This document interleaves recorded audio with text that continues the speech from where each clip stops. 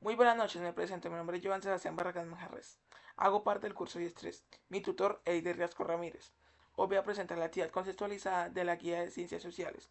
Bueno, este periodo se distinguió porque tuvimos seis guías diferentes. En la guía número 1 nos habla sobre los recursos renovables y no los renovables. El recurso renovable son todos aquellos que a través del tiempo se pueden regenerar y los no renovables son aquellos que a través del tiempo no se regeneran en absoluto. En esta misma guía habla sobre la degradación ambiental. ¿Qué es la degradación ambiental? ¿O por qué ocurre? La degradación ambiental es porque grandes masas de personas, como en grandes ciudades, se quedan ahí mismo. ¿Qué pasa? Tenemos una oferta y demanda muy grande de recursos hídricos.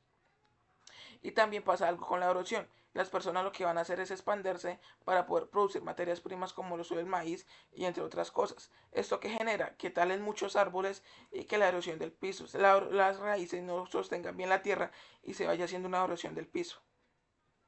Bueno, de ahí mismo pasamos a la concientización ambiental. ¿Esto a qué se refiere?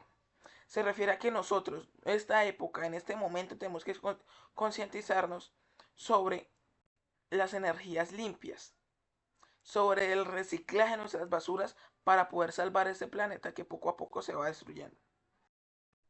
En esta misma guía nos dice sobre la escasez económica. ¿Qué ocurre? Nosotros no estamos cuidando nuestro medio ambiente y pues las materias primas se van a ver afectadas porque no hay forma de extraerlas.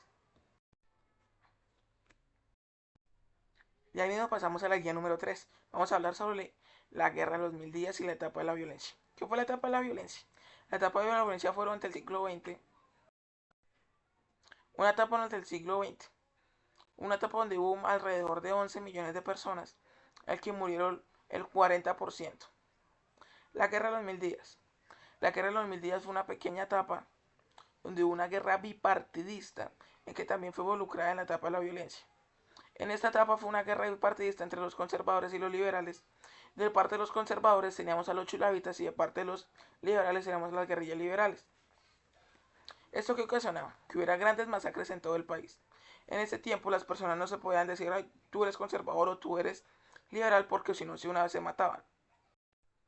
Y ahí mismo pasamos sobre la hegemonía conservadora, con Manuel Antonio San Clemente de 1998 a 1900, de José Manuel Marroquín de 1900 a 1904, de Rafael Reyes de 1904 a 1909, de Carlos Eugenio Restrepo de 1910 a 1914, de José Vicente Concha de 1914 a 1918, de Marco Fidel Suárez de 1918 a 1929, de Pedro Ospina de 1922 a 1926 y de Miguel Abadía Méndez de 1996 a 1930.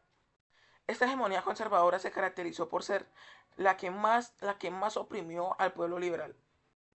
De ahí pasamos a la República Liberal o la hegemonía liberal, en la que por primera vez llegó a la presidencia Enrique Olaya Herrera en 1930 a 1934.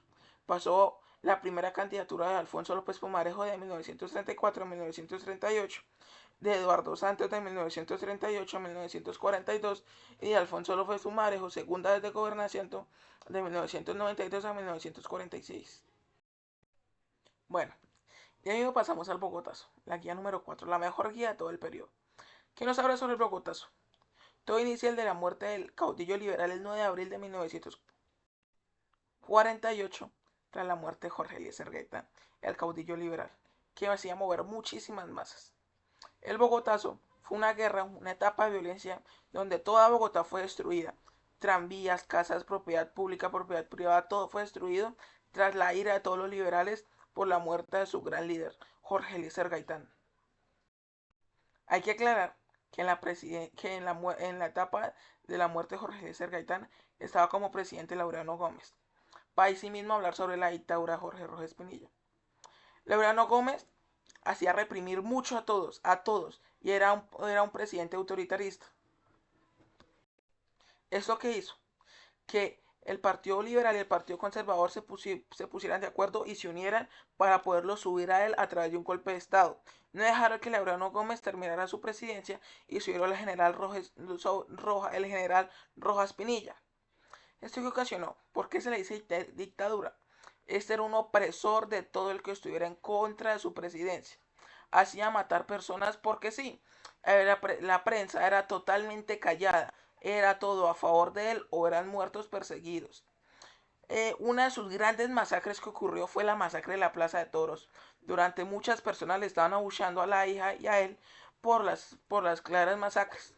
La decisión de él fue unánime, matar a todas las personas que estuvieran en esa plaza.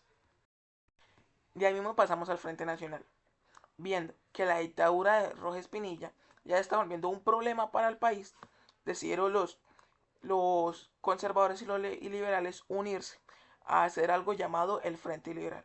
Hay que aclarar que no todos los conservadores y no todos los liberales están de acuerdo con el Frente Nacional. Y ahí surge la posición.